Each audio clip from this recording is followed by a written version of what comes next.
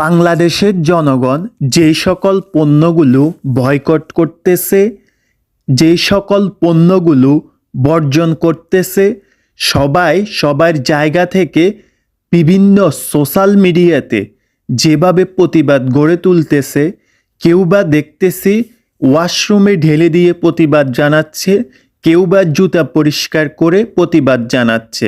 এভাবে সকল স্তরের জনগণ বিভিন্নভাবে এই পণ্যগুলো ডিস্ট্রয় করতেছে। অথচ আরব দেশগুলোতে এর প্রেক্ষাপট পুরোপুরি ভিন্ন। দেখতে পাচ্ছেন তারা কি পরিমাণ এগুলো ইউজ করতেছে।